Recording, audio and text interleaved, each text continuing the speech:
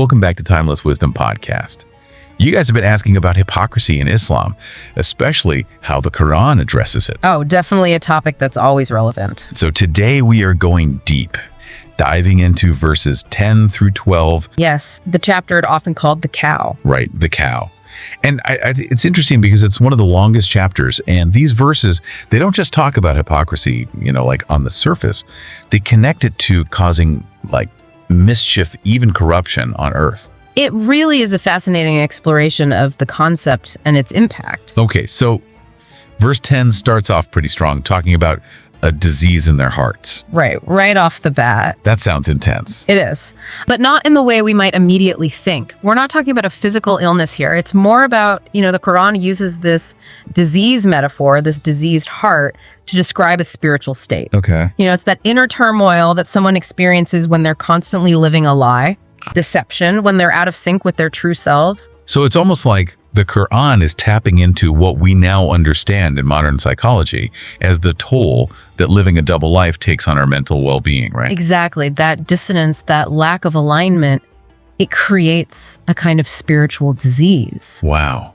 And then the text takes it even further, right? It presents the Quran itself as a source of healing for this condition. It offers guidance, truth, a way to reconnect with that inherent goodness, that fitra that we're all born with. That's powerful. Yeah. Which makes verse 11 even more striking because it talks about these people who are told to stop causing disorder, but they think they're the ones fixing things. It's almost like a textbook case of the self-deception that often comes with hypocrisy. Yeah. And the Quran uses the words mischief and corruption, which are interesting because they encompass these big, obvious acts, but also the seemingly small things that mess up what's good and working. It's not always about causing harm, but more about preventing benefit. It's like that example the source gives someone ruining a well that provides water for the entire community. The powerful image, right? It is. It shows how selfish actions, even on a small scale, can have ripple effects that harm everyone. Exactly. Hypocrisy isn't just a personal sin, it impacts the collective good. Right. That's a great point. And then, we get to verse 12, right, where the Quran is highlighting this irony. Oh, okay. These hypocrites are blind to the fact that they are the corrupting force, even while they're, claiming these good intentions. So they're fooling themselves more than anyone, right? No. They're not even aware of the harm they're causing. Yeah, exactly. It's crazy. It really emphasizes that lack of self-awareness that can often accompany hypocrisy. Okay. And the source goes on to argue that, any attempt to reform or improve things outside of God's guidance is likely to lead to more corruption, not less. Wow. That's a thought-provoking point. Yeah. It's so easy to get caught up in our own ideas. Oh, absolutely. Our own plans. But this verse is reminding us that true lasting improvement comes from aligning ourselves with divine wisdom. Yeah. Not just our own. Think about it. We wouldn't try to fix a complex problem with our car without checking the owner's manual. Oh, that's a great analogy. Yeah. Right. We wouldn't just start tinkering under the hood. Yeah. Without understanding how the whole system works. We're so careful with material possessions. Right. But when it comes to the complexity of life, right? We often neglect to seek guidance from the ultimate source of knowledge. Exactly. If we believe that God is the creator, wouldn't it make sense that he would also provide the manual for living in accordance with his creation? That's exactly the point. Right. That's the point the source is making. Yeah. The Quran is presented as that divine guidance, offering principles and teachings that can help us make choices that are truly beneficial. Okay. Not just for ourselves, but for the whole world. It's making me think about those areas in my own life where I might be trying to fix things on my own. Right. Without really consulting that owner's manual, so to speak. That's a great question for all of us to ponder, Yeah. Where are we relying solely on our limited human intellect?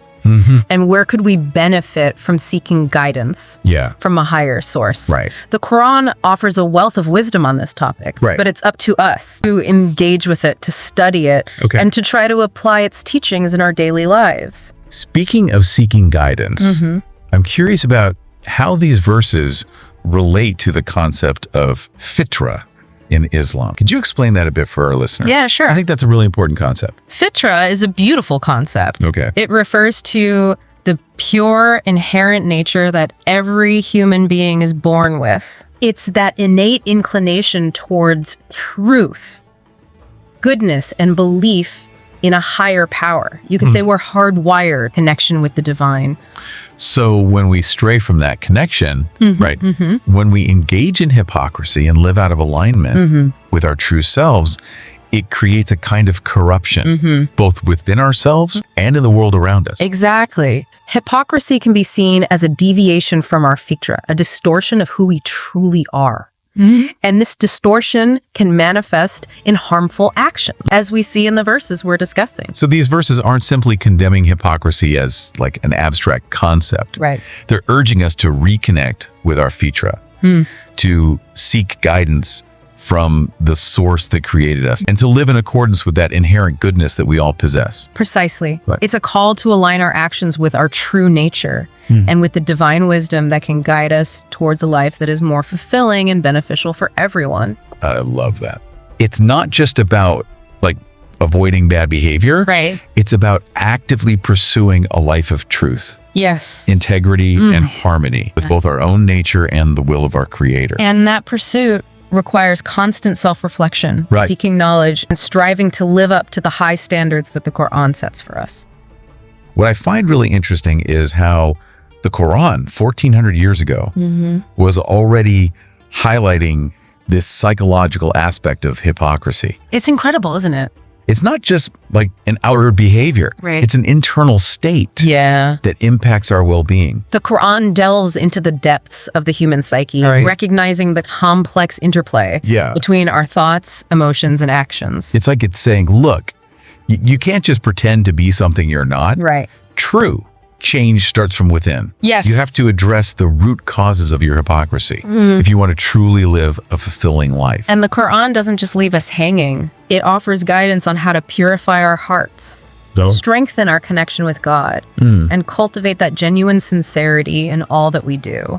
So it's like this roadmap for personal growth and spiritual development. It's fascinating how these ancient verses resonate so strongly It's amazing. with our modern understanding of psychology and personal growth. It speaks to the timeless wisdom of the Quran, wouldn't you say? It really does. Its ability to address the fundamental needs of the human soul Right. across generations and cultures is truly remarkable.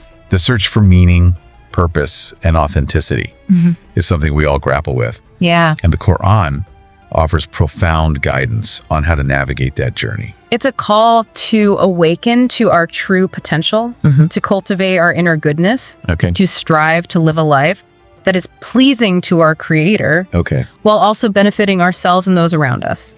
You know, something else I appreciate about the Quran is that it doesn't just present these concepts in a theoretical way. Right. It uses practical examples and stories to Absolutely. bring them to life. And one of the most powerful stories in that regard is the story of Prophet Yusuf, Yeah. which so beautifully demonstrates the dangers of hypocrisy and the importance of staying true to one's principle, even in the face of immense adversity. It's such a dramatic story, right? Oh, it is. Like it's a reminder that even when facing temptation, hardship, even betrayal, Yeah, we have to strive to maintain our integrity and hold fast to our values. exactly. Bring It's the- not easy.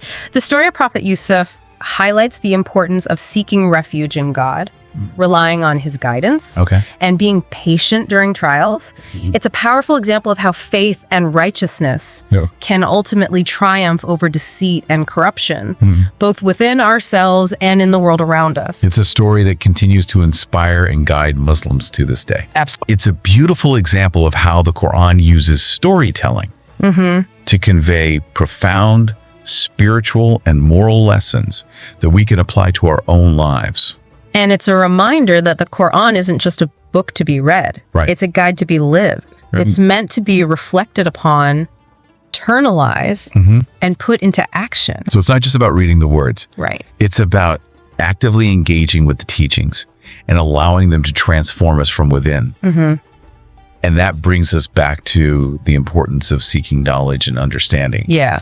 The deeper we delve into the Quran, the more we discover its profound depths Absolutely. and its relevance to every single aspect of our lives. It's a lifelong journey of discovery, reflection, and striving to embody those teachings in all that we do.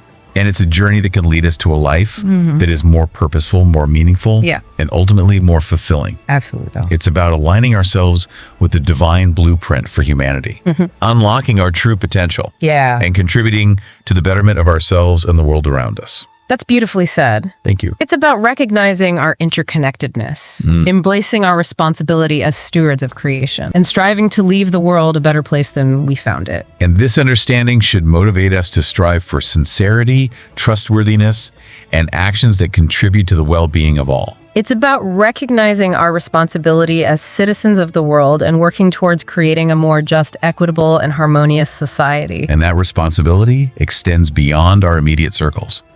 It encompasses care for the environment, social justice, and advocating for the rights of the oppressed. It's a powerful reminder that our faith should not be confined to personal piety. It should manifest in actions that benefit all of creation. Absolutely. It's about living our faith in a way that promotes peace, justice, and compassion, making the world a better place for all. And that ultimately is the essence of Islamic teachings, to live a life that is pleasing to God and beneficial to humanity. Exactly. It's about recognizing our purpose as stewards of creation, striving to make a positive impact, and leaving the world a better place than we found it. You know, what's really fascinating about all of this is that it circles back to that first verse we discussed, the idea of a disease in their hearts. This disease, this hypocrisy, it isn't just a personal struggle, it has far-reaching consequences for the world around us. It's like a ripple effect. Yeah. When we harbor hypocrisy within ourselves, it can manifest in actions that create disharmony, injustice, and even corruption on a larger scale. Precisely. And the Quran's warnings about hypocrisy serve as a powerful reminder of the importance of purifying our hearts and aligning our actions with our values. It's a call to cultivate inner peace, integrity, and a commitment to making the world a better place. And it's a reminder that this transformation is not just about personal gain, but about fulfilling our purpose as human beings to be sources of goodness, compassion, and positive change in the world. So as we wrap up our deep dive into these verses, what's the key takeaway you hope our listeners will carry with them? I think the most important message is that the Quran's teachings on hypocrisy offer a path to both individual and collective healing. By confronting our own hypocrisy, striving for sincerity, and aligning our actions with our values, we can contribute to a more just, compassionate, and harmonious world. It's a beautiful and empowering message. It reminds us that we all have the potential to make a positive difference, starting with ourselves. And it underscores the interconnectedness of our lives, highlighting that our individual choices have ripple effects that extend far beyond ourselves. So let's all strive to be beacons of sincerity, integrity, and positive change in the world. Let's make a conscious effort to embody the values we believe in and work towards creating a society that reflects the divine attributes of justice, compassion, and love. Remember, the Quran's wisdom is timeless. Apply it today. And for more insights on living a meaningful and purposeful life, check out our channel, The Broke Entrepreneur.